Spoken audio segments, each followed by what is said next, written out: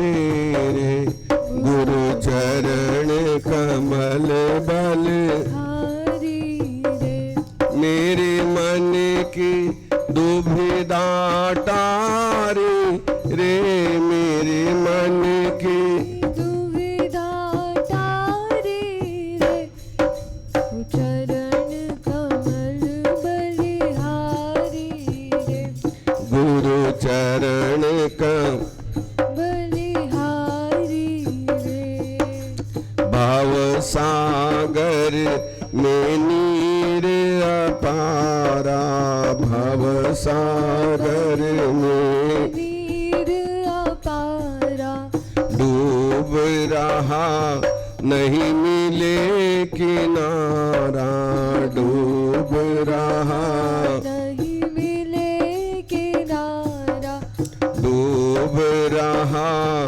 नहीं मिले किनारा डूब रहा नहीं मिले किनारा पल मिलिया उभारी रे गुरु पल में लिया उभारी रे गुरु चरण कमल बलिहारी रे गुरु चरण कमल बलिहारी रे मेरे मन की दुविधा तारी रे मेरे मन की दुविधा टारी रे गुरु चरण कमल बलिहारी रे गुरु चरण कमल बलिहारी रे गुरु चरण कमल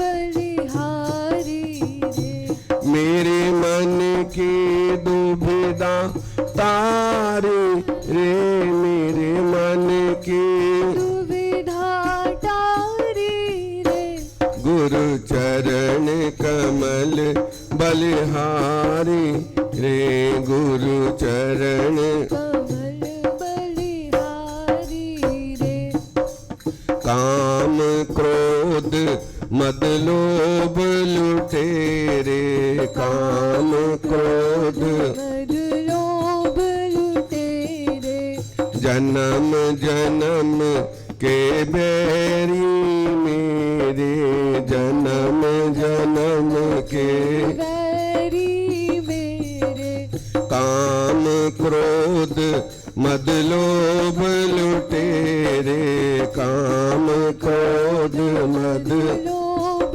लुटेरे जन्म जन्म के बैरी मेरे जन्म जन्म के वैरी मेरे सबको दीना मारी रे गुरु सबको दीना मारी रे गुरु चरण कमल बलिहारी रे गुरु चरण कमल बलिहारी रे मेरे मन की दुविधा तारे रे मेरे मन की दुविधा टारी रे गुरु चरण कमल बलिहारी रे गुरु चरण कमल बलिहारी रे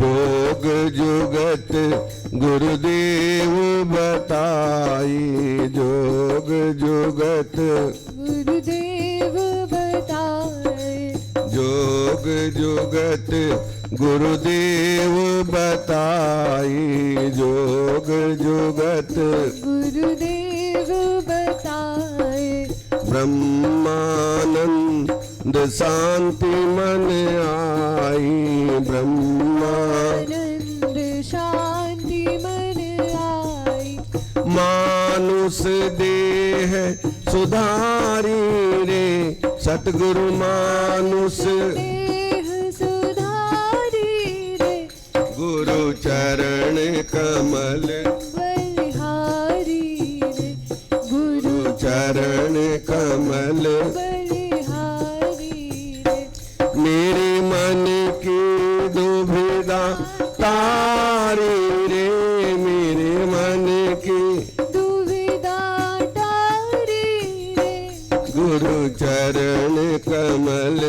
बलिहारी रे गुरु चरण कमल बलिहारी रे गुरु चरण कमल बलिहारी रे गुरु चरण कमल बलिहारी रे। बोले सतगुरुदेव महाराज की जय।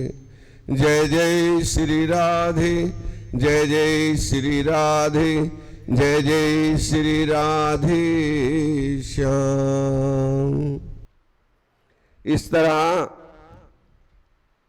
सभी ऋषि, सप्त ऋषि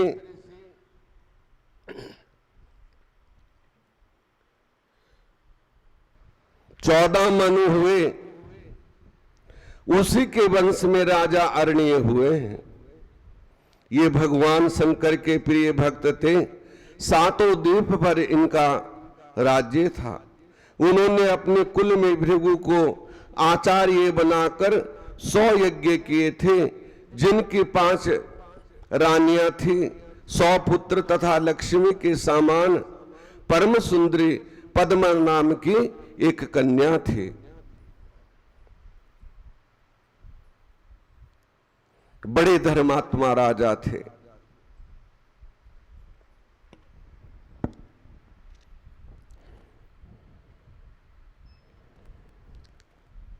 वो कन्या राजा तथा रानियों को बहुत प्यारी थी। राजा बड़े उदार आत्मा थे। एक बार सब देवताओं ने कहा, आप इंद्र के समान सिंहासन पर बैठकर स्वर्ग का राज्य करो, किंतु इन्होंने स्वीकार नहीं किया। जब इनकी परम प्रिया कन्या विवाह के योग्य हुई तो उन्होंने उसके वर की खोज के लिए चारों ओर पत्र भेजे। चारों ओर वर की तलाश होने लगी। इतने में तप करके लौटते हुए पिपलाद ऋषि ने वन में एक मनुष्य को अपनी स्त्री के साथ विहार करते देख लिया। ऋषि के मन में काम वासना जाग गई। स्त्री किस प्रकार प्राप्त हो, ये विचार करते करते ऋषि अपने स्थान पर पहुंचे। कुछ समय के बाद एक दिन पिपलाद पुष्पभद्रा नामक नदी पर स्नान करने गए। वहां अरण्य के परम सुंदरी कन्या भी आई हुई थी। उसकी सुंदरता देखकर मोहित हो गए। ऋषि ने कन्या के आसपास खड़े हुए मनुष्यों से उसका परिचय पूछा। उन लोगों ने कहा, अरण्य राजा की ये पद्मा नाम की कन्या है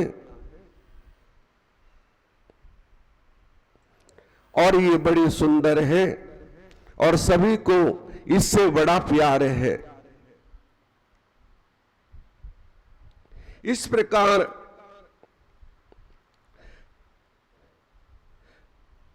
आपका मन क्या इस पर मुग्ध हो गया है? जाकर राजा से मांग क्यों नहीं लेते? इस प्रकार के हास्य युक्त वचन सुनकर मुनि लज्जित हो गए और अपने दिल में उसे पाने की इच्छा कर ली। उसके बाद स्नान नित्य कर्म से पूजन आदि कर पिपलाद राजा अरण्य की सभा में चले गए। राजा ने मुनि को देखकर प्रणाम किया और विधिवत उनका पूजन किया। पूजन करके उनको आसन पर बिठाया। दूसरा ले लो माइक, खराब है, दूसरी ले लो। सेवा पूछी। ऋषि ने राजा से उसकी कन्या की याचना की। इतना सुनकर राजा चुप हो गए। कुछ क्षण के बाद ऋषि फिर बोले, राजन, अपनी कन्या शीघ्र ही मुझे दे दो, नहीं तो मैं कुल के साथ तुमको अक्षण भर में भस्म कर डालूंगा। इस प्रकार मुनि के कहने पर राजा रोने लगा। रानियां, नौकर, चाकर सब के सब रोने लग गए। इस बूढ़े ऋषि को कन्या किस प्रकार दे दी जाए?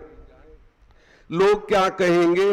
राजा इसी चिंता में घुल रहे थे।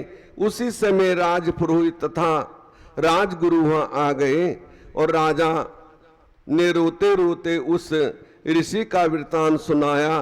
पुरोहित तथा गुरु विचार कर राजा बोले कि हे राजन, आपको कन्या का किसी के साथ विवाह तो करना ही है, फिर इसके साथ ही विवाह क्यों ना कर दो, जिससे आपके कुल की रक्षा हो जाए। इस ब्राह्मण द्वारा कुल का विनाश हो जाना अच्छा नहीं है। इस प्रकार पुरोहित को एक गुरु के वचन सुनकर बुद्धिमान राजा ने अपने कुल की रक्षा के लिए अपनी कन्या को वस्त्र आभूषणों से अलंकृत करके मुनि को अर्पण कर दिया। मुनि ने विधि पूर्वक पद्मा के साथ विवाह करके अत्यंत प्रसन्न होकर राजा से विदा होकर अपने स्थान को गए। इस शोक में राजा राजपाट छोड़कर वन में चले गए। मन में बड़ा खेद हुआ, दुख हुआ कि 100 भाइयों की एक बहन थी, 4 रानियां थी, जिसकी 4 माताएं हो, और इतना बड़ा राजा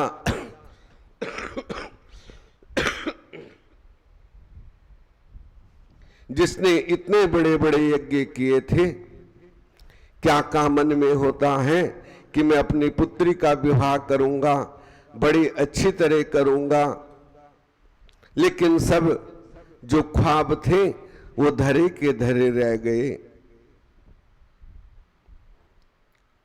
क्योंकि वो पिपलाद ऋषि बड़ा तपस्वी था।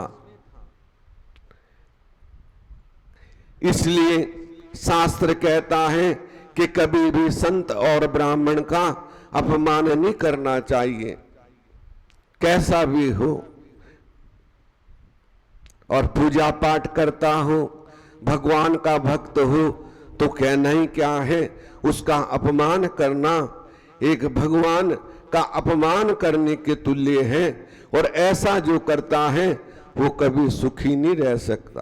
पिपलाद ने, राजा अरण्य ने अपने कुल की रक्षा की।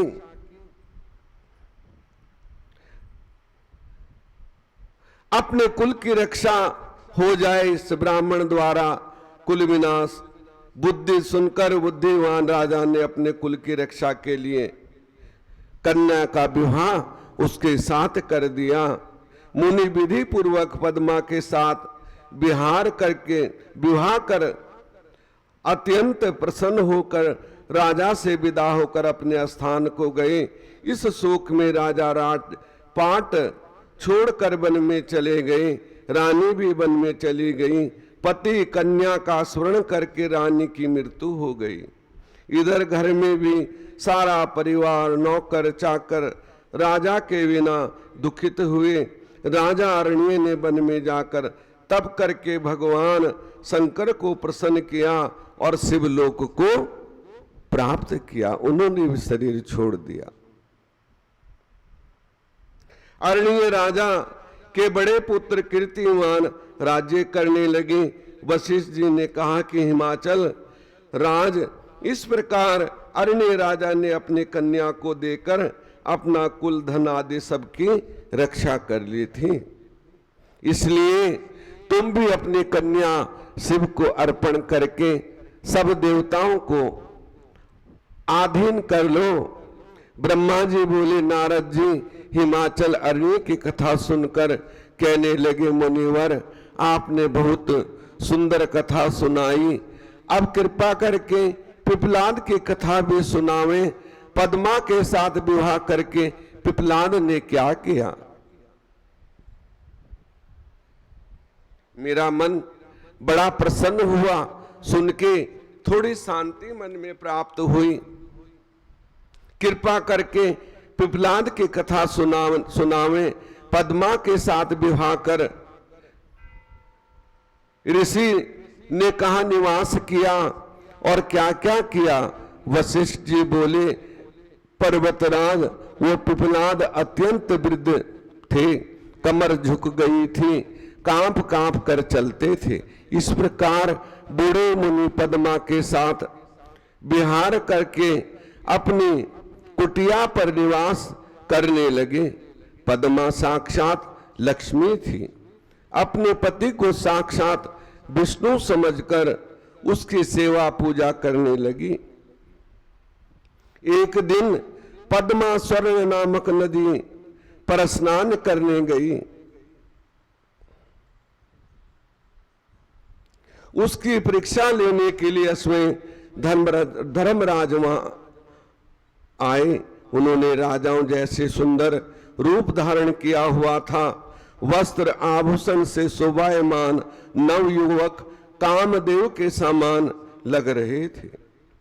रथ पर बैठे हुए उस पद्मा के भाव जानने के लिए मार्ग में ही उससे कहने लगे, हे सुंदरी, तुम तो राजरानी बनने योग्य हो।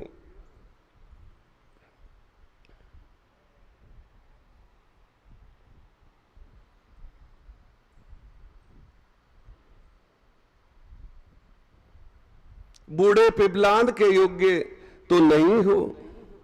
ये बूढ़ा कब तक जिएगा जो मौत के घाट पर बैठा है। इसी कारण इस बूढ़े को त्याग कर मेरे साथ चले आओ, मैं तुम्हें हृदय की रानी बनाऊंगा। इस प्रकार कहकर राजकुमार बने हुए धर्मराज रथ से उतरे और पद्मा को पकड़ने के लिए तैयार हो गए। तब तो पद्मा थोड़ा हटकर क्रोध में आकर कहने लगी, अरे ओ पापी, दूर हट, मेरे शरीर का स्पर्श मत करना, नहीं तो मैं शीघ्र ही नष्ट कर दूंगी, नष्ट हो जाएगा। कामदेव से अंधे होकर मेरा पतिव्रत धर्म नष्ट करना चाहते हो। अपने परम पूज्य महातेजस्वी महर्षि पिपलाद को त्याग कर मैं स्त्री लंपट महाकामी दुराचारी तुम्हारे साथ क्यों चलूं? याद रखो, मूर्ख यदि मुझे बुरे भाव से देखेगा तो शीघ्र ही नष्ट हो जाएगा। ब्रह्मा जी बोले, नारद जी, इस प्रकार पद्मा ने जब उसे श्राप दे दिया तो उसने अपना राजाओं जैसा रूप त्याग दिया और अपने धर्म के रूप में आकर कांपते कांपते बोला, माता, मैं धर्म हूं, जो कि ज्ञानियों के गुरु का भी गुरु हूं। वही मैं सदा पर स्त्रियों को अपनी माता मानता हूं। मैंने तो केवल आपकी परीक्षा के लिए सब कुछ किया था। मैंने आपके पतिव्रत धर्म को भली भांति परीक्षा कर ली है। मैंने ये कोई अनुचित नहीं किया। मुझे ईश्वर ने इसीलिए प्रकट किया है कि मैं धर्मात्मा पुरुषों की धर्म संबंधी परीक्षा लेकर उन्हें धर्म में दृढ़ करता रहूं। अब आपने मुझे श्राप दे डाला है, उसका क्या होगा? नारद जी, धर्मराज इतना कह पद्मा के पतिव्रत धर्म से प्रसन्न होकर चाप खड़े हो गए। तब पद्मा अरण्य की पुत्री आश्रय में आकर कहने लगी, धर्मराज, तुम तो समस्त जीवों के कर्मों के साक्षी हो। मेरी परीक्षा के लिए ढोंग रचा, अब इसमें तेरा क्या बस है? मैं आपको श्राप तो दे चुकी हूं, मेरा श्राप अन्याय तो नहीं हो सकता। अस्तु, धर्म तुम 4 पद वाले, सतयुग में तुम्हारे 4 पद रहेंगे, त्रेता में 3 पद होंगे, द्वापर में 2 होंगे और कलयुग में 1 पद भी ना होगा। फिर सतयुग लगने पर 4 पद पहले की तरह हो जाएंगे। नारद पतिव्रता के वचन सुनकर धर्म प्रसन्न होकर बोले, पतिव्रता पद्मा, तुम धन्य हो। तुम अपने पति के चरणों में सदा प्रेम करोगी। तुम्हारा पति जवानी स्थिर रहेगी। मार्कंडे के समान बड़ी आयु वाला और कुबेर के समान धनी, इंद्र जैसा वैभव, सुंदर स्वरूप वाला धर्मात्मा रतिश्वर होगा। अपने पति द्वारा 10 पुत्र होंगे जो गुणवान तथा दीर्घ आयु होंगे। वशिष्ठ जी बोले, इस प्रकार धर्म से वर पाकर पद्मा प्रसन्न होती हुई अपने घर आई और धर्म के दिए हुए वर के अनुसार अपने पति को पद्मा जवान हुआ देखकर प्रसन्न हुई। उसके साथ सुख विलास में मग्न हो गई। कुछ समय बीत जाने पर पति द्वारा उससे अधिक गुण संपन्न 10 पुत्र प्राप्त हुए। पर्वतराज, इस प्रकार वे दोनों स्त्री पुरुष अत्यंत सुखी हो गए। इसको सुनकर हिमाचल अपनी पत्नी से बोले, हे देवी, अब तुम देर ना करो, पुत्री पार्वती का विवाह शिव के साथ कर दो। अब देर करने की जरूरत नहीं है। ब्रह्मा जी बोले, नारद जी, इस प्रकार हिमाचल को कथा सुनाकर वशिष्ठ जी चुप हो गए। तब हिमाचल बोले, हे ऋषियों, अब मेरा संशय मिट गया। मेरे धन संपत्ति स्त्री कुल कलश कन्या मेरा शरीर भी भगवान शंकर के अर्पण है। अपनी पुत्री पार्वती को वस्त्र आभूषण से अलंकृत करके भगवान शंकर को देने के लिए मैं तैयार हूँ। मेरा संकल्प दृढ़ हो गया। ये सुनकर सप्तऋषि कहने लगे, पर्वतराज धन्य हो। अब तो यही कहेंगे, भगवान शंकर भिखारी हैं और आप दाता हैं। अपनी पार्वती रूपी भिक्षा अवश्य दें। ये कहकर पार्वती जी का मस्तक पर हाथ फेरते हुए बोले, पुत्री तुम्हारा मंगल हो। ये कहकर पुष्प फल आदि देकर आशीर्वाद देने लगे। इरद अरुंधति ने भी भगवान शंकर के गुणों में मैना को मोहित करके लोक रीति के अनुसार हल्दी रोली आदि से द्वारा पूजन मार्जन आदि कराकर 4 दिन के बाद लग्न भी धरा दी। उसके बाद अत्यंत आनंद के साथ 7 ऋषियों ने पहुंचकर शुभ वृतांत सुनाया और कहा कि हमने हिमालय को धर्म शास्त्रों के वचन सुनाकर समझा दिया है। अपनी पुत्री को आपको अर्पण करने आ रहे हैं। आप विवाह की तैयारी। बोले, नारद जी, उसके बाद हिमालय ने अपने सगे संबंधियों को बुलाकर प्रसन्नता पूर्वक अपने पुरोहित गर्ग जी से लग्न पत्र लिखाया। पूजन करके अनेकों सामग्री के साथ भगवान शंकर के पास भिजवा दिया और भगवान शंकर के पास पहुंचे। उन्होंने लग्न लाने पुरोहित का भली भांति आदर सत्कार किया। उसके आनंद पूर्वक पर्वतराज ने दूर में रहने वाले अपने भाई बंधुओं को निमंत्रित किया।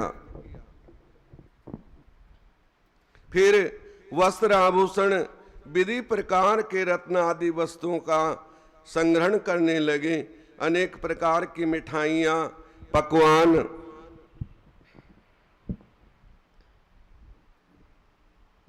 हलवाई लगाए दिए। सौभाग्य पर्वत नदियां मंगल गीत गाने लगी। पार्वती का श्रृंगार करने लगी। अनेकों प्रकार के साज श्रृंगार वेशभूषित होकर स्त्री समाज इकट्ठा हो गया। लोकाचार रीतियां होने लगी। हिमाचल ने निमंत्रित होकर परिवार के साथ सभी पर्वत वहां पहुंच गए। मंदराचल, अस्ताचल, उदयचल, मलयचल, गिरीश, दुर्वुंद, गंधमादन, करी महंत, पारिजात, कोच, पुरसु, नील,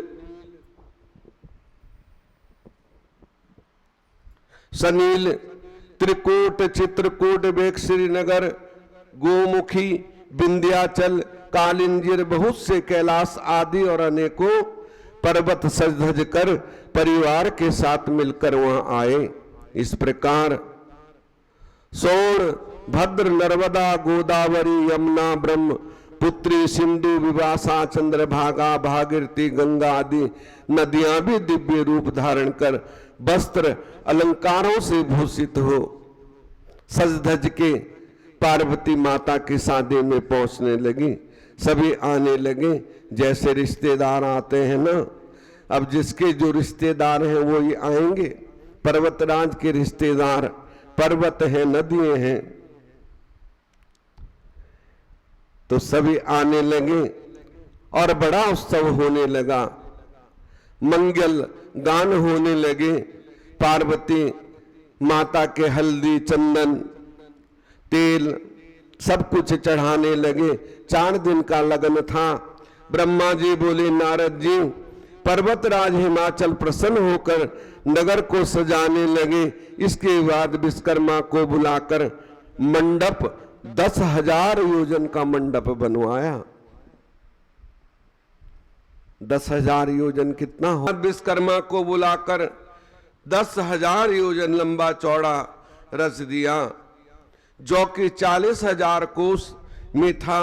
उस मंडप में उसने अपने निपुणता दिखा दी। अनेकों प्रकार के स्थावर, जंगम, पुष्प, स्त्री, पुरुष आदि मूर्तियां बनवाई। जल थल में दिखाई देता था।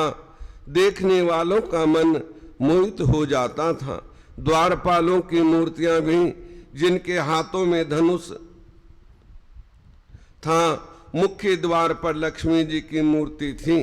सबसे प्रधान द्वार पर नंदी स्वर की विशाल मूर्ति बनाई गई। उसके ऊपर रत्न जटित पुष्प गुच्छित रच दिए। इस प्रकार विश्वकर्मा ने विदेवर, गंधर्व, लोकपाल, देवता, भृगु आदि ऋषि, महर्षि मनोहर प्रकाश से रच दिए। अपने पार्षदों के साथ गरुड़ पर चढ़े हुए भगवान विष्णु की अद्भुत मूर्ति बनवा दी। विश्वकर्मा ने देवताओं के लिए उचित अनुकूल स्थान भी रच दिए। आज वो भी नहीं लगाई तुमने, उसमें सारी चीज के लिए कहना पड़ता है।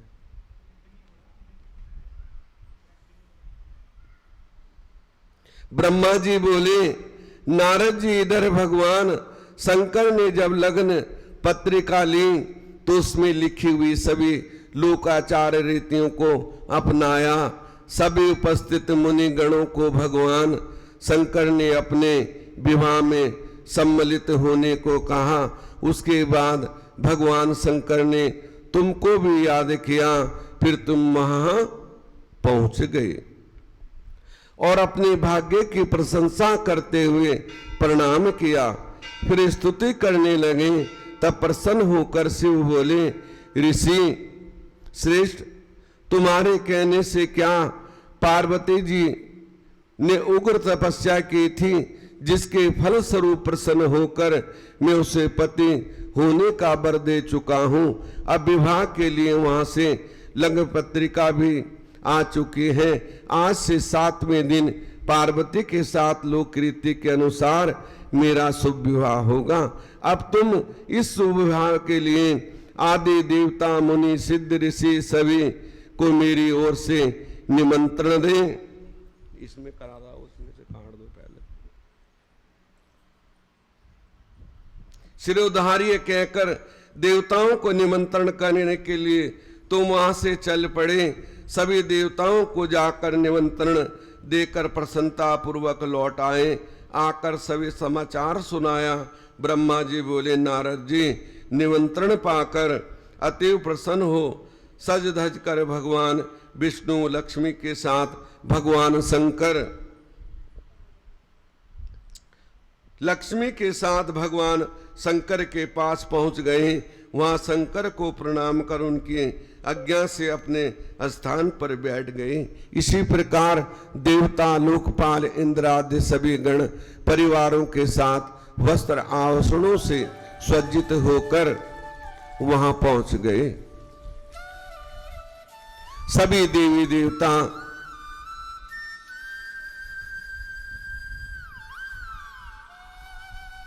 गंधर्व, ऋषि, मुनि सब निमंत्रित होकर कैलाश पहुंच गए।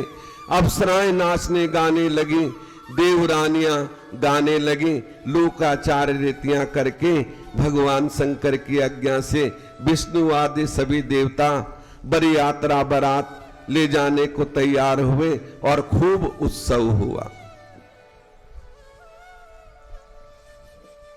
वो निकाल दो, वो बैठे में मना हो गई।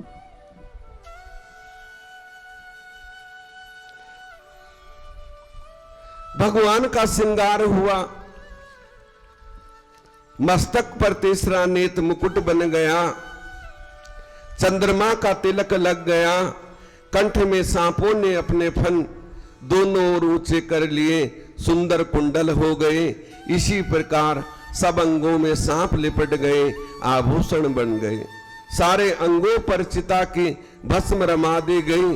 वो चमक उठी, वस्त्र के स्थान पर सिंह तथा गज चर्म शोभायमान हो गया। इस प्रकार श्रृंगार शोभित होकर भगवान शंकर दूल्हा बने। कितना अच्छा श्रृंगार था।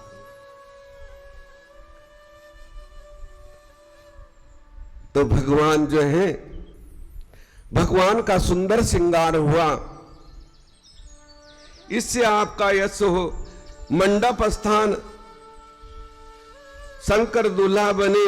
विष्णु कहने लगे, शंकर जी आप अपना ग्रह सूत्र विधि के अनुसार विवाह करें, मंडप स्थापन नंदी मुख श्राद्ध आदि कुल रीति से करते चलें, इसमें आपका यश होगा। लोग भी इसी प्रकार करेंगे, क्योंकि जो बड़े लोग करते हैं ना, छोटे भी उनको देख के वैसे ही करते हैं। तो रीति तो हम लोगों के लिए है, भगवान के लिए थोड़ी है।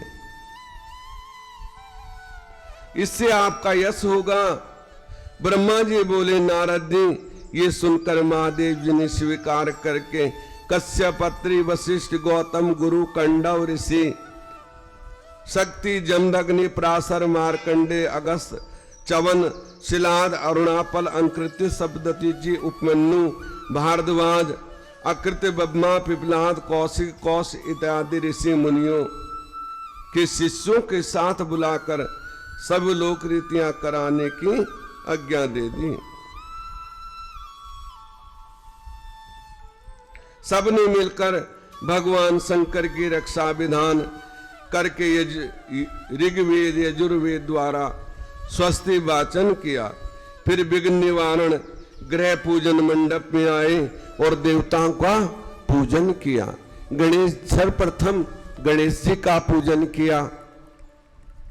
इसी प्रकार लौकिक वैदिक विधि अनुसार सभी मंगलिक कार्य कर दिए। इन सब के हो जाने पर श्री महादेव जी ब्राह्मणों को नमस्कार की तथा उनकी आज्ञा पाकर अपने बारात सजाकर प्रस्थान करने लगे। ब्रह्मा जी बोले, नारद जी उस समय महादेव जी ने नंदीश्वर आदि गणों को चलने के लिए आज्ञा दी और गण रक्षा के लिए वहां ठहरा दिए। उसी समय गणों के स्वामी शंकरण करोड़ों गण साथ लिए चला। के करक्ष 10 करोड़, गण विष्णु विकृत 7 करोड़, गण विशाखा 4 करोड़, पारिजात 9 करोड़, सर्वित तथा विकृत ने करोड़ों गण, दुबदुब ने 8 करोड़, काम्पे ने 5 करोड़, सनंदन 6 करोड़, कंदन कुंडल 2 करोड़ तथा महाकेश 1000 करोड़ गणों के साथ बारात में आए। कितने बराती थे। और जो देवी देवता थे, भगवान के गण थे, उनको तो कहना ही कुछ नहीं। ये तो शिव जी के गण थे सब। काल कुश 64 गण साथ लेकर चले।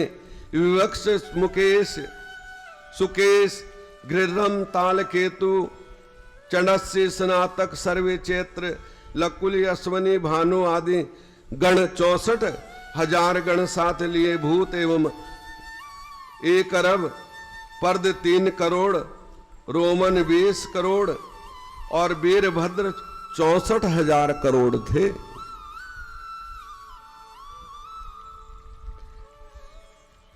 नंदी, क्षेत्रपाल, भैरव आदि गणों ने भी असंख्य गण सता लिए थे।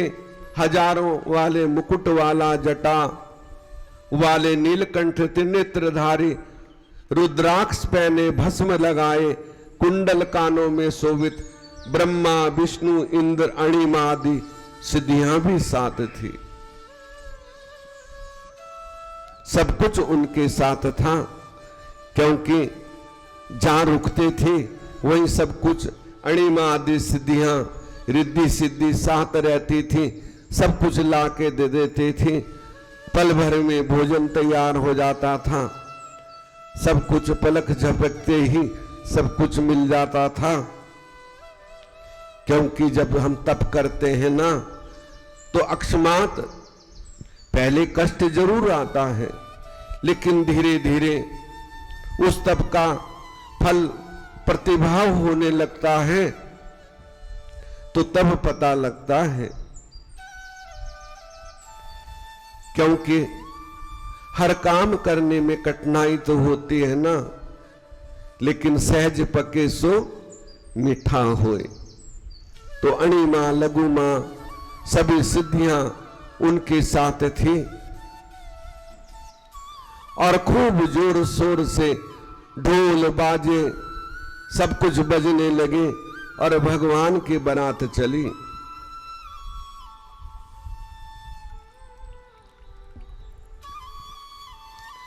भोले को कैसे मैं मनाऊं रे, मेरा भोला न माने।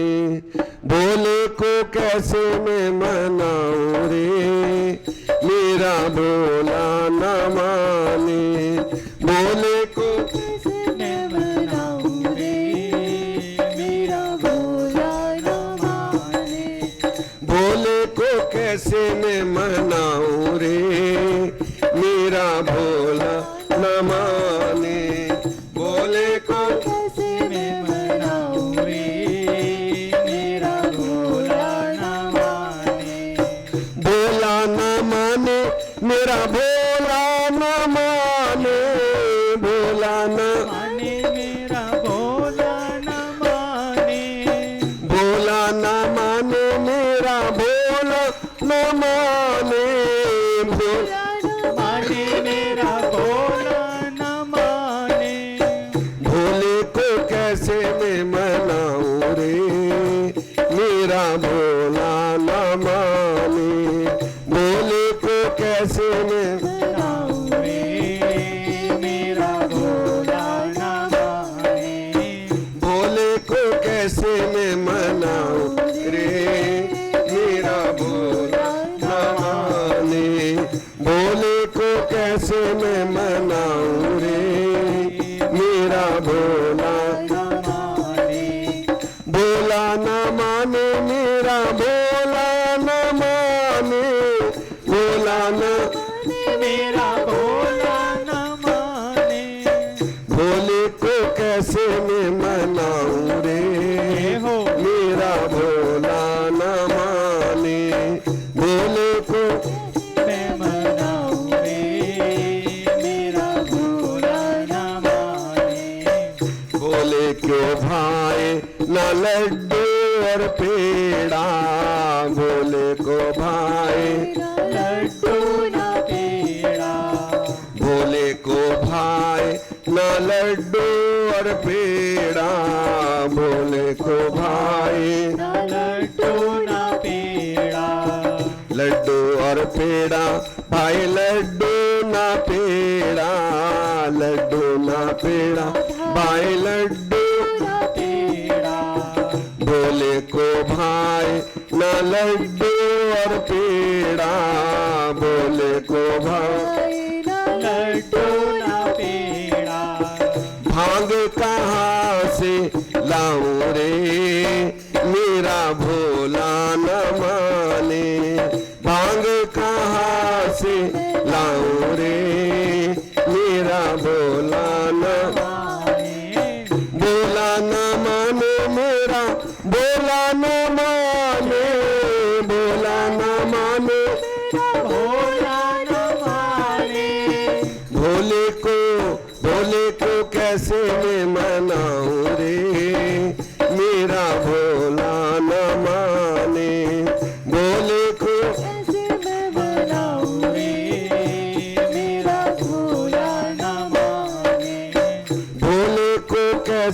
मैं मनाऊं रे, मेरा भोला न माने।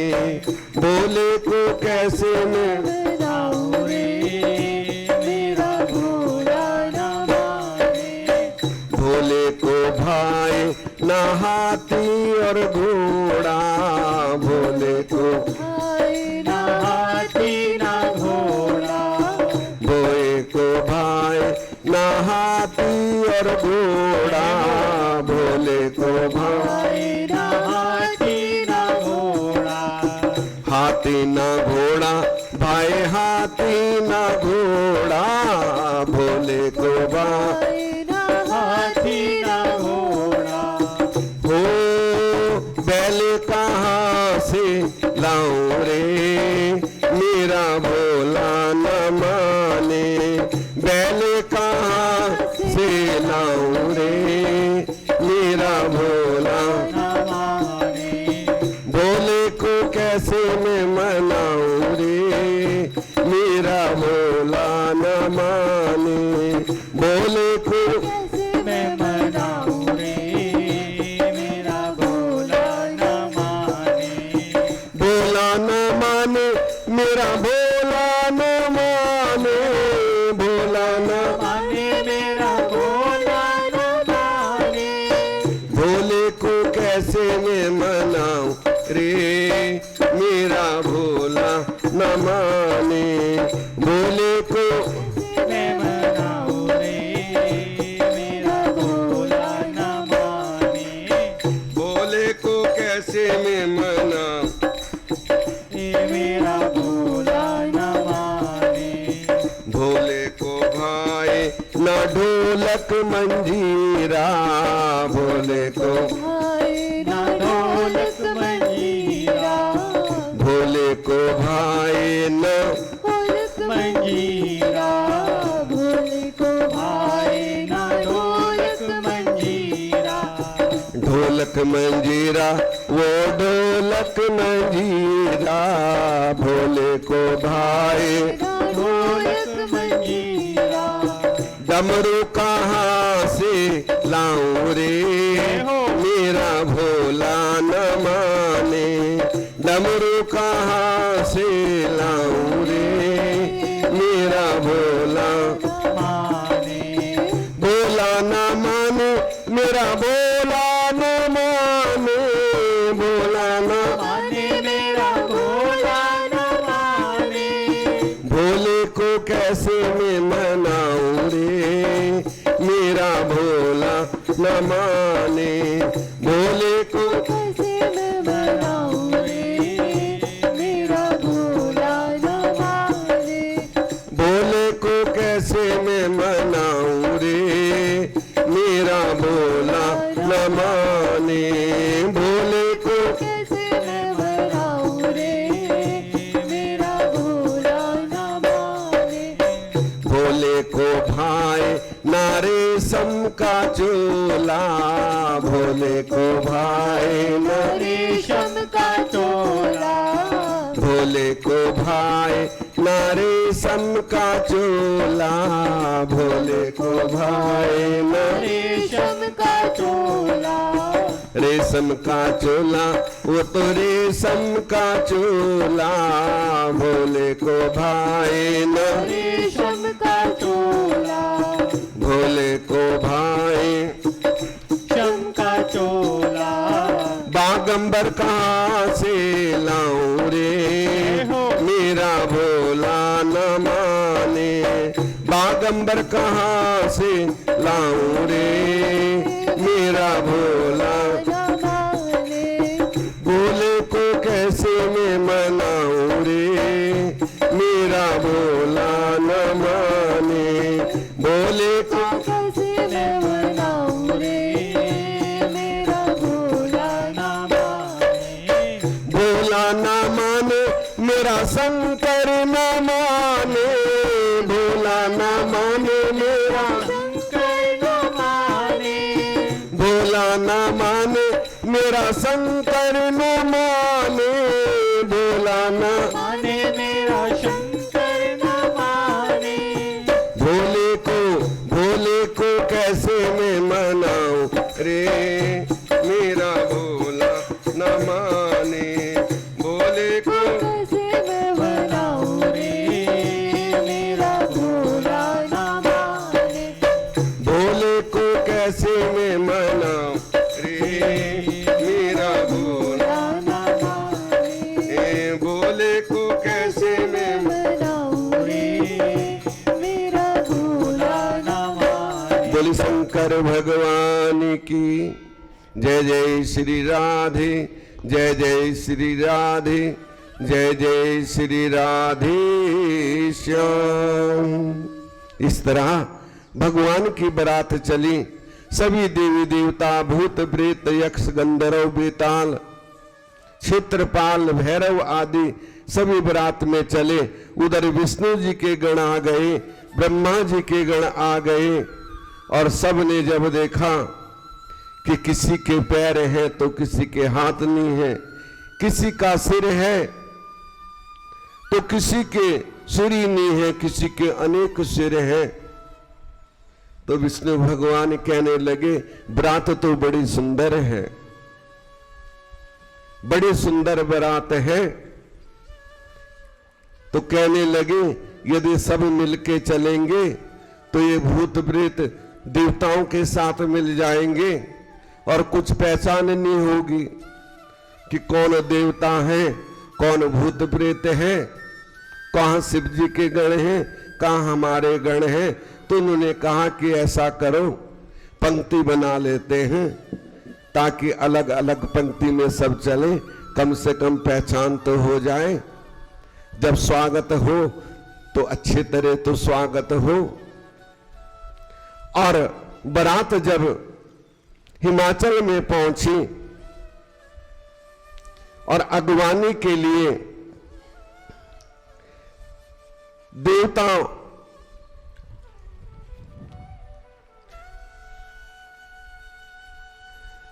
अगवानी के लिए हिमाचल आए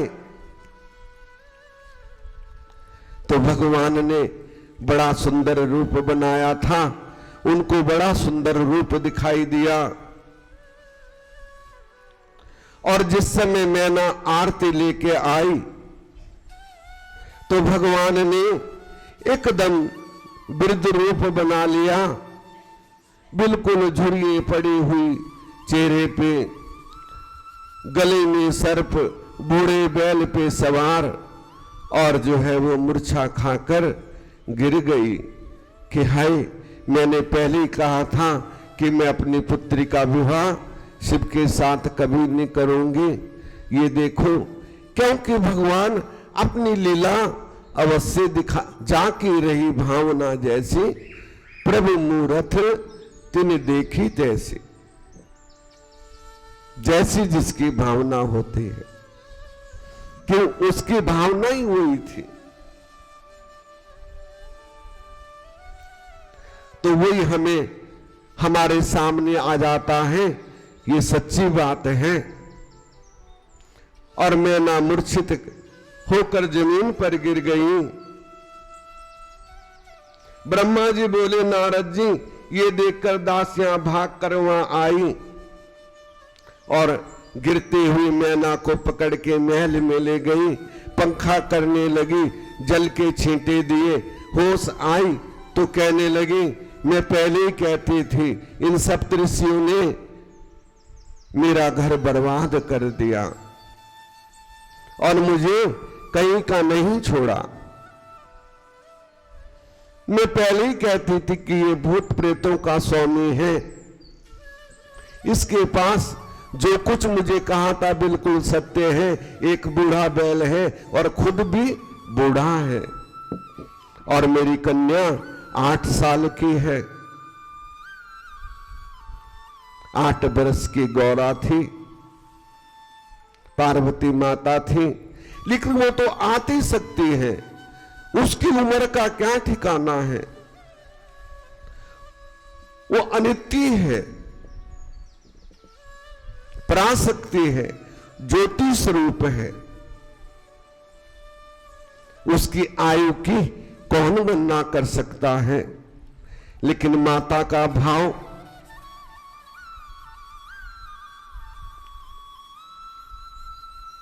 इस तरह उसने कहा कि मैं इसको विष दे दूंगी, पर्वत से नीचे कूद जाऊंगी साथ में लेके, लेकिन शिव के साथ विवाह नहीं करूंगी। विधाता मैं क्या करूं, कौन मुझे इस अपार दुख से छुड़ाएगा। अब मैं किसके को मुंह दिखाने की भी नहीं रही, लोग ही मुझे क्या कहेंगे, किसको कन्या दे डाली, भला ऋषि कहाँ हैं, यदि मुझे दिखाई देते तो उनकी दाढ़ी नोच लेती। इतना क्रोध आ गया कि मुझे अभी दिखाई दे तो मैं इनका सिर ही फोड़ दूं। और ब्रह्मा जी बोले, नारद जी इस प्रकार हाय हाय करती मैना सीधी पर्वत के पास पहुंची। पहुंचकर उसको खोटी खरी सुनाने लगी। मैना बोली, पार्वती तूने बड़ी भारी मूर्खता कर डाली। सूर्य चंद्रमा विष्णु आदि इंद्र देवता सबको छोड़ के क्या यही बर रह गया था, जिसके शरीर पे एक बस्तर की जगह बागंबर पहना है।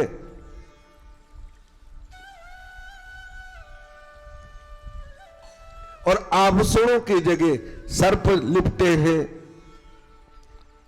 भला क्या यही तुझे सुख देगा।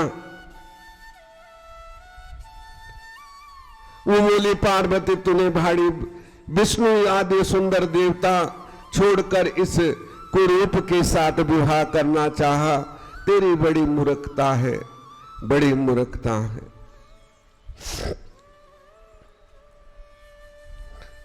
तुझे समझाया गया फिर भी हट पर अड़ी रही। मैं तो तुझे अभी मार डालती हूं, मुझे जीवित रखने का कोई प्रयोजन भी नहीं है। मैं तुझे मारकर आत्महत्या कर लूंगी, भले ही मुझे नरक भोगना पड़े।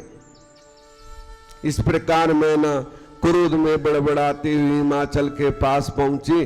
उस समय चारों ओर हाहाकार होने लगा। सब ने सब देवता वहां पहुंचे, ब्रह्मा भी पहुंच गए, तुम भी वहां आ गए।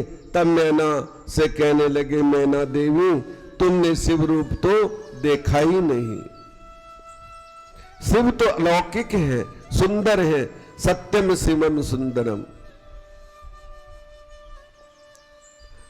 उन्होंने तो केवल आपको अपनी लीला दिखाई है, क्योंकि तुम्हारे अंदर भाव ही ऐसा था कि वो ऐसा होगा, वो ऐसा होगा। कह देते हैं ना, देखो जो मैं कहती थी वही सही हुआ ना। इसी बात का मुझे डर था, हमारी माताएं बहनें कह देती हैं। अभी तो तुमने उनका रूप देखा ही कहां है, वो तो अलौकिक है। उनके रूप की छटा तो करोड़ों सूर्य के सामान्य है। वो प्रकाश पुंज है, देवों के देव है, महादेव है, जिनको पूरा संसार वंदना करता है, जिनका पूरा संसार अनुयायी है। वो ऐसे सुंदर हैं जिनके चेहरे पे एक बार दृष्टि पड़ जाए तो बस हटती नहीं।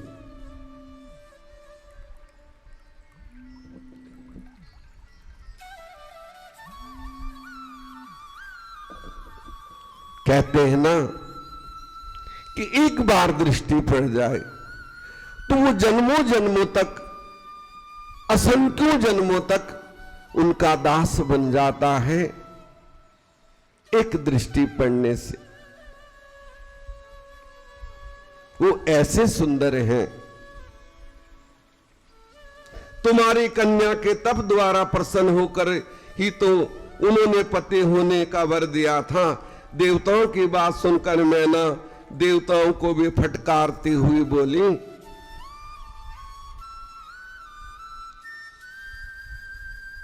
शिव को कन्या ना देने के लिए कहने लगी। तब वशिष्ठ आदि ऋषि वहां आ गए। बोले, हे पितृसुरों की पुत्री, इतनी अयानी होकर तू क्या कह रही है? अपने भाग्य नहीं सराहते? तू तो पितृसुरों की पुत्री है। पीछे कथा आई थी ना, कौन कौन पितरों की कन्या थी, कौन कौन थी?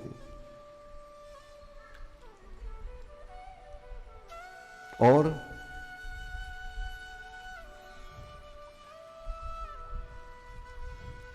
तीन थी ना,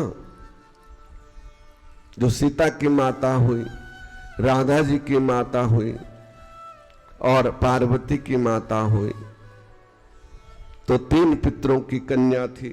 तुम तो पुत्रेश्वर की पुत्री हो, इतनी अयानी क्यों हो रही हो? अपने भाग्य की सराहना नहीं करते कि साक्षात त्रिलोकीनाथ तेरे घर तेरी पुत्री का हाथ मांगने के लिए आए हैं। इससे बड़ा भाग्य क्या हो सकता है? तू अपने स्वरूप को याद कर, उनका दर्शन कर। तब तो मैना को और भी क्रोध भड़क उठा, बोली तुम सब यहां से चले क्यों नहीं जाते?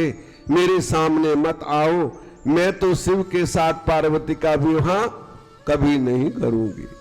चाहे जो मर्जी हो जाए, तुम जो मर्जी कहो, लेकिन मैं एक भी सुनने वाली नहीं हूं। किसी भी तरह मैं विवाह नहीं करूंगी। मुझे ऐसा करने से रोकने का प्रयत्न करोगे तो मैं अपने प्राण त्याग दूंगी। ब्रह्मा जी बोले, ये कहकर मैना बहुत ही जोर से रोने लग गई। तब तो नारद जी स्वयं तुम वहां पहुंचकर समझाने लगे। ब्रह्मा ने कहा, मैना तुम व्यर्थ में इतना बखेड़ा कर रही हो। भगवान शिव तो अनेकों रूप धारण करते हैं, उनके अनेकों रूप हैं।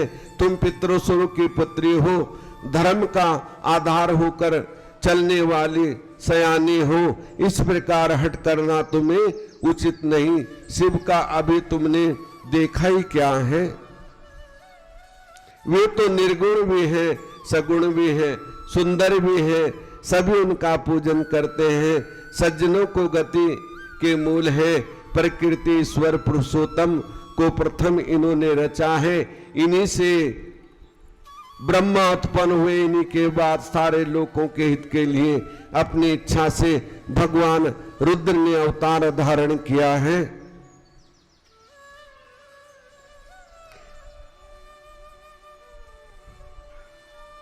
उन्होंने तो अपनी आप से विवाह से क्या प्रयोजन, केवल पार्वती के तप से प्रसन्न होकर तेरे द्वार पर पधारे हैं। उनको विवाह से क्या प्रयोजन है? वो निराकार स्वरूप है और सगुण भी हो जाते हैं, निर्गुण भी हो जाते हैं। उनको क्या प्रयोजन? पार्वती के तप से प्रसन्न होकर उन्होंने तेरे द्वार पधारे हैं। अतः अब ज्ञान में दुख को त्याग कर शिव भजन करो, जिससे परमानंद प्राप्त हो। ब्रह्मा जी बोले, नारद जी, भगवान विष्णु के इस प्रकार समझाने पर मैना को स्वस्थ हुई और कहने लगी, हे विष्णु, मैं शिव के साथ अपनी कन्या तभी विवाह करूंगी जब वो अपना असली रूप धारण करे। मुझे अपना असली रूप, मां तो मां होती है ना, चाहे जो मर्जी हो, कि वो अपना असली रूप दिखाएं तो मैं चलो कर सकती हूं। बड़ी समझाने के बाद और फिर मैना जो है आरती का थाल लेके गई तो क्या देखती है कि करोड़ों सूर्य चमक रहे हैं और भगवान का इतना सुंदर रूप है कि विष्णु की क्रांति भी उनके आगे फीकी पड़ रही थी। रतन जड़ित आभूषण पहने हैं, शीश पे मुकुट है, कानों में सुंदर मकृत कुंडल है, गले में आभूषण शोभायमान हो रहे हैं। आह, और देख के मैना गदगद हो गई। तो कहने लगी ये सब मुझे बेकार में ही बेकारे थे, शिव तो इतने सुंदर हैं, सत्यम शिवम सुंदरम, बहुत सुंदर हैं।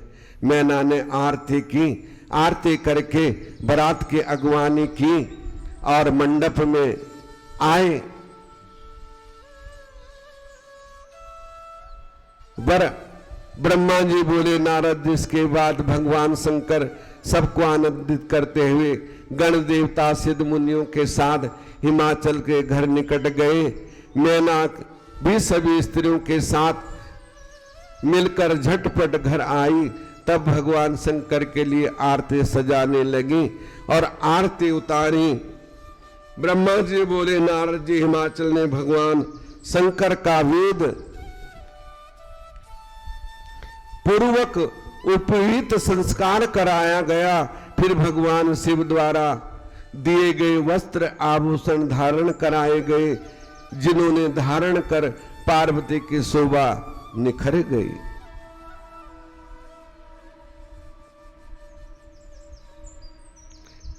गर्ग जी ने हिमाचल से बोले पर्वतराज, लगन का समय निकट है, आप शंकर को बुलाइए। हिमाचल ने ब्राह्मणों को सदाशिव को बुलाने के लिए भेजा और ब्राह्मण लोगों ने जाकर भगवान शंकर तथा विष्णु तथा आदि देवताओं से कहा, अब कन्यादान का समय निकट है, आप कृपा कर पधारें। ऐसा हिमाचल ने कहा और शिव ने झटपट लोक रीति के अनुसार उमटन आदि लगाकर स्नान किया। फिर सुंदर वस्त्र आभूषण आदि धारण करके वृषभ पर सवार होकर हिमाचल के घर पधारे। मैना ने ब्राह्मण स्त्रियों के साथ तथा अन्य सौभाग्य स्त्रियों के साथ मिलकर भगवान की आरती की। फिर आचार्य बने हुए ब्राह्मण ने मधुपर्क दिया। मधुपर्क दिया गया। वेदी पर भगवान के पास बिठा दिया। फिर बृहस्पति आदि शुभ लग्न अवसर देकर कन्यादान के पूर्व कार्य करने लगे। शिव पार्वती का आपस में एक दूसरे का मुख देखकर प्रसन्न होना। ब्रह्मा जी बोले उसके बाद कन्यादान का समय हुआ और हिमाचल ने पार्वती का कन्यादान किया।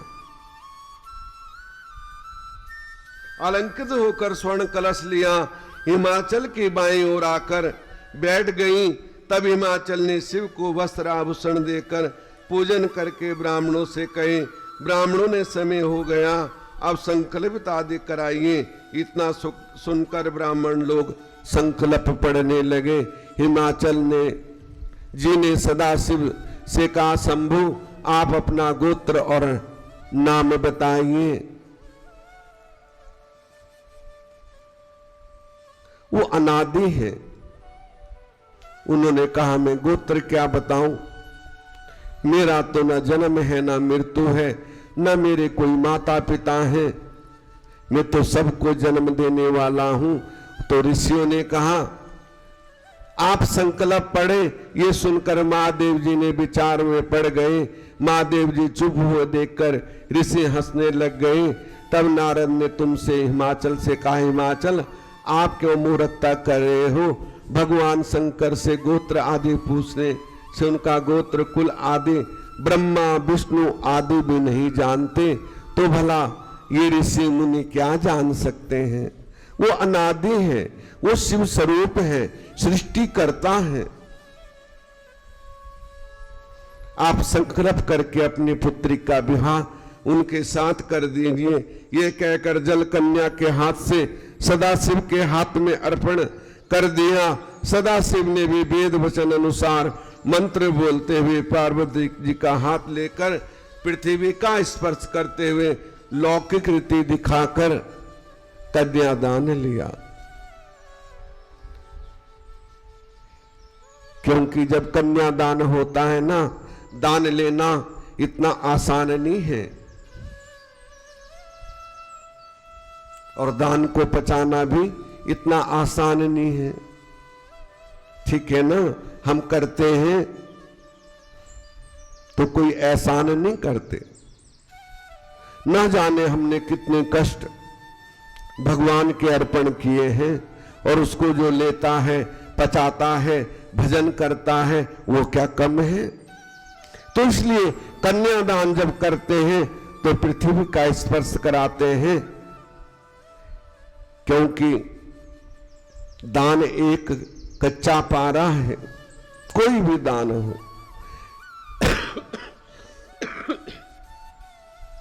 कहते हैं ना, ये मांग लेते हैं, वो मांग लेते हैं। अरे जिसने कन्या धन का दान दिया, तिने और का दान दिया ना दिया। जिसने कन्या दान कर दी, उसने त्रिलोकी दान कर दी। लेकिन हम जैसे मूर्ख मांग मांग मांग करते रहते हैं। और ये बात याद रखना, कभी किसी के देने से पूरा नहीं होता। हां, अपनी इच्छा से जो मर्जी अपनी बेटी को कोई दे, एक फूल दे, चाहे वो करोड़ों के गहने दे, जो मर्जी दे, लेकिन मांगना कभी मत। ये माताओं को सच्ची सीख है, क्योंकि हमारी माताएं ज्यादा वो करती हैं। ये भी चाहिए था, वो भी चाहिए था, आगे तुम्हारी इच्छा है, फिर ये कह देती हैं। ठीक है ना, चाहिए सब कुछ था, आगे तुम्हारी इच्छा है। अब इच्छा क्या है, वो पूरी तो करेंगे जब कह दिया। किसी पे है नहीं है तो कन्या धन का दान सबसे बड़ा धन दान है। तो हिमाचल ने तो बहुत कुछ दिया, वो तो राजा महाराजा थे, लेकिन कभी भी मांग नहीं होनी चाहिए। अपनी इच्छा से जो सर्वस्त्र दे दे वो उसकी इच्छा है, लेकिन वादित नहीं करना चाहिए, ताकि जिस पिता ने पुत्री को पढ़ाया लिखाया हो, इतना खर्चा किया हो, उसका लालन पालन पोषण किया, और उसके बाद पाल कर पर वस्त्र करके वो एक अनजाने घर में उसे दे देता है, ये क्या कम है? जान ना पहचान, कोई पता नहीं कि ये क्या करते हैं क्या नहीं, एक उसको समर्पित कर देता है, तो ये क्या कम है? तो कभी भी मांगना नहीं चाहिए। हिमाचल ने भगवान शिव के अनेकों वस्तुएं प्रदान की, रत्न जड़ित स्वर्ण के आभूषण, पात्र, दूध देने वाली बहुत सी सुंदर सजी हुई 1.25 लाख गऊ में सजे सजाए सुंदर घोड़े, हाथी, रूप वाले दास दासियां, बहुत कुछ दिया। लेकिन भगवान ने कुछ नहीं मांगा था। कई मांग आई है, अपनी मर्जी से दिया, अपनी मर्जी से जो मर्जी दे दे, दहेज दिए। उसके बाद कहे हुए स्तोत्र द्वारा हाथ जोड़कर शिव स्तुति की। तब मुनि जन भगवान शंकर तथा पार्वती के सिर का अभिषेक करने लगे। ब्रह्मा जी बोले, नाथ जी, उसके बाद मेरी आज्ञा पाकर ब्राह्मणों ने अग्नि स्थापन कराई। फिर ऋजु सामवेद के मंत्रों द्वारा सदाशिव से हवन कराने लगे। उस समय पार्वती को भ्राता मैनाक ने आकर पार्वती को खीलें दी और लोक मर्यादा के अनुसार अग्नि की परिक्रमा करने लगी। भगवान के फेरे हुए, भांवरी पड़ने लगी। शिव माया से मोहित होकर पार्वती के चरणों को देखते ही काम पीड़ित हुआ। तब तो मेरा वीर्य प्रात हो पृथ्वी पर गिर पड़ा। मैं अत्यंत लज्जित होकर उसे अपने पांवों से ढकने लग गया। मेरे इस कर्म को शंकर ने देख लिया, मैं भयभीत हो गया। देवता बोले, सदाशिव अक्षमा करें, आप सतचित आनंद स्वरूप हो, प्रसन्न हो। मुनि मुक्ति पाने के लिए मुनि जन आपके चरण कमलों का आश्रय ग्रहण करते हैं। मन वाणी से अतीत हो, हे परमेश्वर, आपने तत्व को कौन जान सकता है? ब्रह्मा जी बोले, तब इस प्रकार देवताओं की स्थिति सुनकर मैंने उन्हें अक्षमा कर दिया, सभी को निर्भय कर दिया। नारद बोले, मैंने वीर्य का 5 पांव से मसल दिया, उससे अनेकों कण हो गए, जिनसे हजारों बाल खिल्ली ऋषि हो गए। वे बड़े तेजस्वी उठ कर मेरे पास पहुंचे, हे पिताजी पुकारने लगे। नारद जी उसी समय तुम भगवान की इच्छा से क्रोध में आकर उनसे कहने लगे, ऋषियों अब तुम्हारा यहाँ रहने का कोई काम नहीं, शीघ्र ही गंधमादन पर्वत पर जाकर सूर्य के शिष्य होकर तप करो। तब भगवान शंकर को प्रणाम करके वो गंधमादन पर्वत पर चले गए।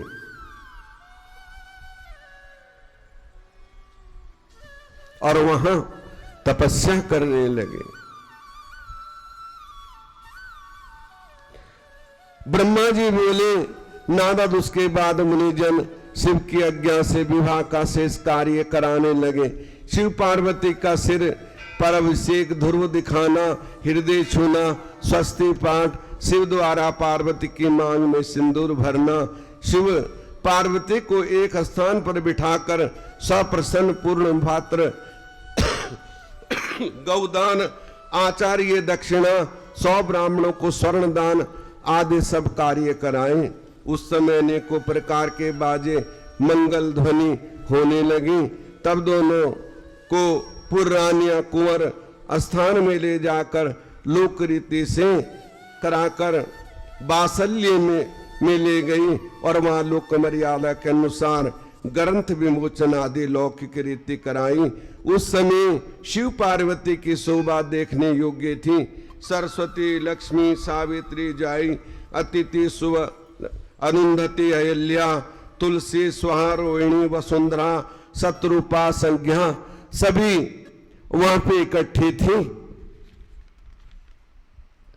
लक्ष्मी ने कहा, देवों के देव अब तो लज्जा काहे की, सुंदर स्त्री पार्वती को हृदय से लगाओ, इसी के विरह में आप कष्ट पा रहे थे, प्रीतम के मिल जाने पर लज्जा कैसी। सावित्री बोली, अब तो पार्वती को भोजन कराकर ही भोजन करना होगा। सब स्त्रियां हंसी करने लगी भगवान के साथ, क्योंकि ये तो शादी में होता ही है। उन्होंने कहा कि प्रभु ये रीति तो होती है, इसमें बुरा मत मानना, और इसके बिना विवाह संपूर्ण भी नहीं होता। ब्रह्मा जी बोले, नारद जी उस समय रति शंकर के समीप आकर बोली, शंकर जी आप पार्वती के पति बन गए, किंतु मेरा पति तो आपने भस्म कर दिया। अब तो मुझे मेरा पति देकर मेरा पाप हरण करो। ब्रह्मा जी बोले, नारद जी इस प्रकार कहकर रति कामदेव की भस्म पोटली महादेव जी के आगे रखकर प्रार्थना करने लगी, नाथ स्वामी मेरा कल्याण करो। साथ में विलाप भी करने लगी। तब तो रति रुदन सुनकर सरस्वती आदि सभी देव रानियां रुदन करती हुई शिव से प्रार्थना करने लगी, दीनानाथ आप अवश्य काम को जीवित करें, तभी तो आपको रति विहार का सुख मिलेगा। इतना सुनकर भगवान शंकर ने कृपा दृष्टि के द्वारा जय उस भस्म पोटली की ओर देखा तो उसी समय कामदेव जीवित होकर बाहर निकल आया। ये देख रति को परम आनंद के प्राप्त हुए। कामदेव ने सदाशिव को प्रणाम किया। प्रसन्न होकर भगवान शंकर बोले कि तुम दोनों पर मैं प्रसन्न हूं, मन चाह वर मांगो। इतना सुनकर कामदेव बोला, भगवान यदि आप प्रसन्न हैं तो पहले मेरे अपराध को क्षमा करें, फिर आपके भक्तों में मेरा प्रेम हो, आपके चरणों में मेरी भक्ति, बस यही वरदान दें। कामदेव के वचन सुनकर सदाशिव कहने लगे, कामदेव मैं तुम पर प्रसन्न हूं, तुम निर्भय होकर विचरण करो। ब्रह्मा जी बोले, नारद जी सुनकर कामदेव जब बाहर आए तो देवताओं ने उसे देखकर प्रसन्नता पूर्वक कहा, काम तुम धन्य हो, सदाशिव प्रसन्न होकर तुम्हें जीवित कर दिया। इस प्रकार काम का सम्मान करके विष्णु आदि अपने अपने स्थान पर बैठ गए। उसके बाद भगवान शंकर ने पार्वती के साथ बैठकर भोजन किया। तब मैना हिमाचल से आज्ञा पाकर सदाशिव वहां से जनवासे में गए। ब्रह्मा विष्णु ऋषि मुनियों को प्रणाम किया। ब्रह्मा जी बोले, हिमाचल ने अपना आंगन साफ कराया, लिपवाया। उसके बाद अपने पुत्र एवं अन्य पार्वती को भगवान शंकर के पास भेजा। जाकर कहने लगे, हे परमेश्वर, आप कृपा कर विष्णु आदि सभी देवता ऋषि मुनियों के साथ लेकर भोजन के लिए पधारे। और सब भोजन के लिए कितने गण थे, कितने देवता थे, सबको बड़े प्रेम से भोजन कराया।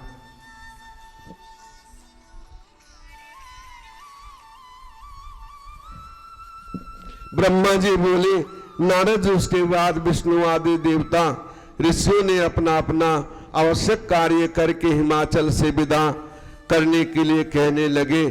तब नगर स्त्रियों के साथ हिमाचल जनवासी में जाकर सदाशिव से बोले, प्रार्थना है कि इन सब बारातियों के साथ आप यहाँ कुछ दिन निवास करें। ठीक है ना, कि कुछ दिन के लिए और रुके, खूब भोजन करें। और मैं सोचता हूं कि कुछ दिन और बारात रुके। अब नहीं कि जैसे अब शादी होती है कि दिन के दिन सब कुछ हो जाता है। पहले तो कई कई दिन, महीनों महीनों बारात रुकती थी। आगे आगे समय बड़ा विकट है। लेकिन सबने जाने के लिए कि कहा। उसके बाद सप्तऋषियों की पत्नी पार्वती के पास आई। ब्रह्मा जी बोले, नारद जी, तब सप्तऋषियों ने कहा कि हे हिमाचल की पुत्री पार्वती को शीघ्र ही तैयार करके भगवान शंकर के साथ भेजने की कृपा करें। इतना सुनकर पर्वतराज अत्यंत व्याकुल हो गए। फिर मैना से पार्वती को भेजने के लिए कहा। मैना को भी हर्ष हुआ एवं उदासीन भी हुई। पार्वती जी का सुंदर श्रृंगार किया गया। मैना के कहने से एक ब्राह्मण की पत्नी आकर पार्वती को पतिव्रता धर्म की शिक्षा देने लगी। लोक रीति से पतिव्रत धर्म सिखाने लगी कि पति के साथ कैसे रहना चाहिए। उसने कहा, पार्वती जी, जो स्त्रियां पतिव्रत धर्म वाली होती हैं ना, वो धन्य हैं। समस्त पापों का नाश करके अपने दोनों कुलों को तार देती हैं। कौन? जो पतिव्रता होती हैं। कैसी स्त्री? जो पति के बाद सोती हैं और पति से पहले उठ जाती हैं। कौन है ऐसी? आज इतनी माताएं बैठी हैं, बताओ, हाथ ऊपर करो कि जो पति से पहले उठती है और पति के बाद सोती है। बहुत है फिर भी।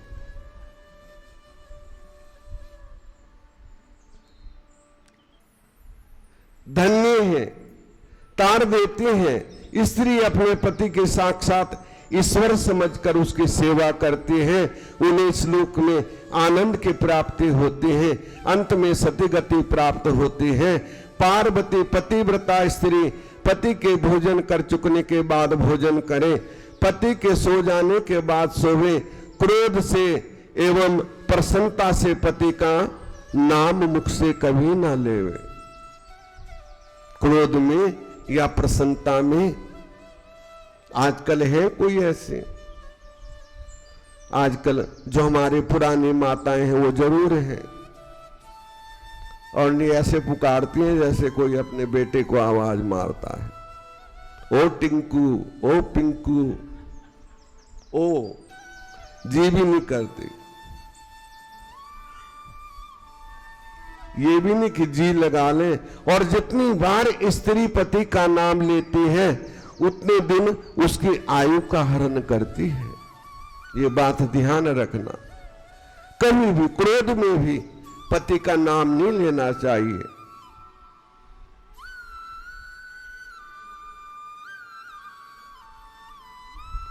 बादशाह क्रोध में प्रसन्नता में भी कभी पति का नाम मुख से ना बोले।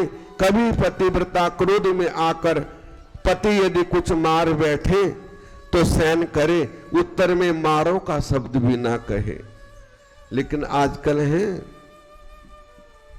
आजकल तो एक जरा थप्पड़ मार देगा तो झाड़ू उठा लेती है कि तू मुझे मारेगा, तू एक मारेगा तो मैं 10 मारूंगी। क्रोध में यदि पति कुछ कह भी दे तो उसे सहन कर ले। सभी कामों को छोड़कर पति के पास चले जाएं, उसकी आज्ञा का बड़े प्रेम से पालन करें। पतिव्रता कभी द्वार पर ना खड़ी हो, किसी दूसरे के घर जाकर बिना कारण ना बैठे, अपने घर की वस्तुएं धन आदि किसी को ना दे। पति के सेवन की चीजें ठीक समय पर यथास्थान पर संभाल कर रखे। अपने काम काज में चतुर रहे। पति की आज्ञा पालन करना पतिव्रता का मुख्य धर्म है। पति की आज्ञा के बिना तीर्थ यात्रा खेल तमाशे किसी स्थान पर न जाए। तीर्थ स्नान की इच्छा हो तो पति के चरण धोकर उसे पान कर ले और उसे तीर्थ समझे और उसे जल में स्नान कर ले पानी में मिला के, तो उसे तीर्थ स्नान का फल प्राप्त होता है। ये बात सच्ची है।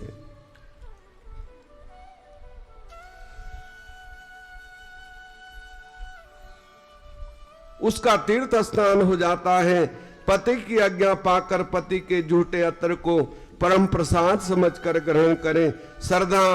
श्राद्ध आदि पर्वों में भी बांटकर ना खावे, किंतु पति की जूठन खाना ही सर्वोत्तम है। किसी चीज के लिए पति से झगड़ा ना करें। ठीक है ना, कि मेरे लिए ये ला दे या वो ला दे, और नहीं लाते तो फिर रोटी भी नहीं मिलेगी पति को। आजकल तो ऐसा है, ला के देगा तो फिर बढ़िया बढ़िया पकवान बन जाएंगे, और नहीं ला तो मेरे सिर में दर्द हो रहा है, बुखार हो रहा है, अपना बना लो और खा लो। ठीक है ना। बहुत खर्चा ना करावे, ऐसी स्त्री उत्तम होती है।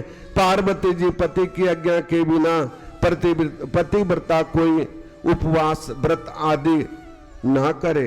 अपने हट से व्रत आदि करने वाली स्त्री को कोई फल नहीं मिलता, फिर अंत होने पर नरक में जाते हैं। सुख से बैठे सोते पति को कभी ना उठावे।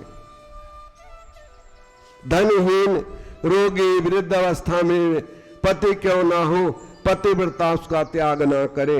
मासिक धर्म में आकर स्त्री अपने पति को 3 दिन तक मुख ना दिखावे, जब तक वो शुद्ध स्नान नहीं कर लेती। चौथे दिन उसका अपने पति के चरण छुए, पति उसका वचन भी ना सुन सके। तीसरे दिन बाद शुद्ध होकर पति का दर्शन करे। पति यदि कहीं चला गया हो तो उसके स्वरूप का ध्यान कर ले मन में, तब सिंदूर आदि स्वाग की वस्तुएं धारण करे। अपने पति की दीर्घ आयु के लिए कामना करते रहे। धोबिन शुद्रा व्यभिचार आदि नीच स्त्रियों का अपनी सहेली ना बनावे।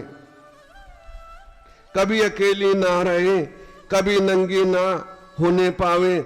स्नान भी वस्त्रहीन होके कभी नहीं करना चाहिए।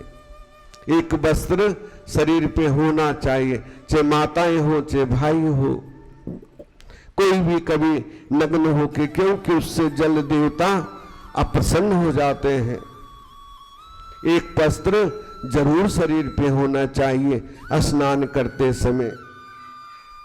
पति की आज्ञा के बिना व्रत उपवास अथवा विषय करती है, वो अपने पति की आयु हरण करती हैं, अंत में नरक में जाती है। जो स्त्री पति के कुछ कहने पर क्रुद्ध होकर तीखा उत्तर देती है, ऐसी स्त्रियां ये जल वन में गीदड़ का जन्म पाती हैं। पति से ऊंचे होकर बैठने, बेबिचारी दुष्टों से दूर रहे, पति से कभी कुटिलता ना बोले, सास ससुर जेठ जिठानी आदि बड़ों के सामने कभी ऊंचा ना बोले और ऊंचे आसन पे ना बैठे। ठीक है ना, उनसे निम्न आसन हो, वो कुर्सी पे बैठे। पहले बैठने के पीढ़े होते थे छोटे छोटे, यदि सास ससुर पलंग पे बैठे तो वो पीढ़े पे बैठ जाते थे। अब तो चलो ये प्रचलन तो बहुत कम है, अब तो सोफे हैं, अब तो कहते हैं हमारी कमर ही ठीक नहीं है तो कुर्सी पे बैठ जाते हैं। कोई बात नहीं, लेकिन आज्ञा का पालन तो करें, अपने पति के आदर पूर्वक उसके चरण धोवे। पार्वती जी इस प्रकार की पतिव्रता नारियां लोगों को पवित्र कर देती हैं। तीनों देवों की प्रार्थना से अत्रि पत्नी ने श्राप द्वारा बाहर से मरे हुए एक ब्राह्मण को भी जीवित कर दिया था पति की सेवा करने से। इतनी शक्ति पति की सेवा में होती है। जो स्त्री अपने पति की सेवा करे तो मुर्दे को भी जीवित कर सकती है। जैसे सावित्री ने सत्यवान को यमराज से छुटा के ले आई थी।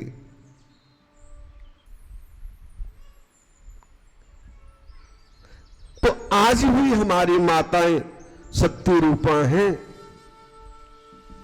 वो अपनी शक्ति को पहचाने और बस एक भरोसा होना चाहिए, एक भरोसा, एक पल, एक आस विश्वास, केवल और केवल पति के चरणों में विश्वास होना चाहिए। शास्त्रों यहां तक कहता है कि यदि कहीं जाना है तो पति की आज्ञा से जाए। भगवान का दर्शन करने भी जाना हो तो भी पति को पूछ के जाए कि मैं मंदिर जा रही हूं, और वो मना करे तो कोई बात नहीं।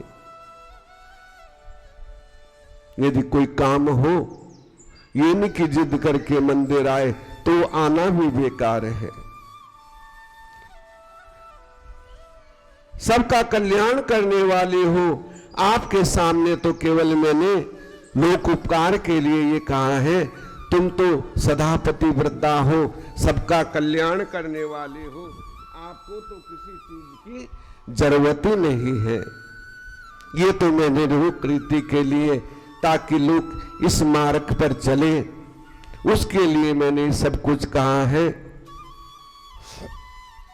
सिर्फ नारद जी बोले। इसके बाद हिमाचल ने पार्वती को विदा किया और भगवान शिव ने कैलाश की यात्रा की। तब ब्राह्मण लोग उनके धैर्य दिया। उस समय मैना और हिमाचल दोनों रोने लगे, क्योंकि जब पुत्री की विदाई होती है तो ऐसा कोई पिता नहीं होगा जिसके आंसू ना निकले। अपनी पुत्री को विदा करते समय हर बाप का हृदय पसीज जाता है, माता का हृदय पसीज जाता है, और वो दोनों रोने लगे। और इस तरह पार्वती माता की विदाई की। ऋषियों ने कहा, धैर्य दिया, यात्रा का शुभ लगन बताते हुए कहा, इस समय रोना अच्छा नहीं। तब हिमाचल जी ने मैना को धैर्य बनाया और पार्वती जी के लिए पालकी मंगाकर उस पर बिठा दिया। सबने पार्वती जी को पालकी मंगाकर उस पर बिठा दिया। सबने पार्वती को शुभ आशीर्वाद दिए। हिमाचल तथा मैना ने शुभ आशीर्वाद देते हुए पार्वती को अमूल्य वस्त्र आभूषण असंख्य धन दिया। फिर पार्वती जी ने ब्राह्मणों, पुरोहितों, अन्य पूज्य स्त्रियों को प्रणाम किया। फिर उनके पालकी चली और पार्वती जी के चलते समय हिमाचल ने महादेव जी को जाकर प्रणाम किया और विष्णु आदि देवता से गले लगाकर मिले। इस प्रकार पार्वती जी की आज्ञा से घर लौटे और ब्रह्मा जी बोले तब भगवान शंकर सभी देवताओं के साथ कैलाश पर पधारे। लोक रीति के अनुसार सदाशिव ने विष्णु आदि सभी बरातियों को भोजन कराया, जिसे धाम बोलते हैं, क्योंकि सारी बारात कैलाश पे पहुंची। उनके साथ तो रिद्धि सिद्धियां थी, उन्होंने पल भर में सब कुछ तैयार कर दिया। अब जिसे रिसेप्शन बोलते हैं, पहले जो है लोक रीति से उसे धाम बोलते थे। पहले बान फिर धाम की रोटी, ठीक है ना, कि आज धाम की रोटी है। तो धाम की रोटी होती थी, तो भगवान ने सबको भोजन कराया, देवी देवताओं को भोजन कराया और सबको विदा किया कराया। तब बराती गण सदाशिव की आज्ञा लेकर अपने अपने स्थान को चले गए। भगवान वैकुंठ को चले गए, लोकों में चले गए। ब्रह्मा जी बोले नारद जी,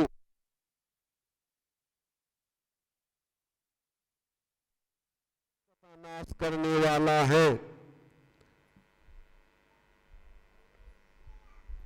शुभ विवाह वर्णन ये शोक का नाश करता है, हर्ष को बढ़ाने वाला है। इस रीति से भगवान का विवाह हुआ और कैलाश पे भगवान विहार करने लगे। बोली शंकर भगवान की। हर हर महादेव शंभु काशी विश्वनाथ गंगे। हर हर महादेव शंभु काशी विश्वनाथ गंगे। काशी विश्वनाथ गंगे, काशी अमरनाथ गंगे। हर हर महादेव शंभु काशी विश्वनाथ गंगे। हर हर महादेव काशी विश्वनाथ गंगे। काशी विश्वनाथ गंगे, काशी अमरनाथ गंगे। हर हर महादेव शंभु काशी विश्वनाथ गंगे। ए गोविंदा गोपाला गोविंदा गोपाला मेरो मुरली मनोहर नंद लाला।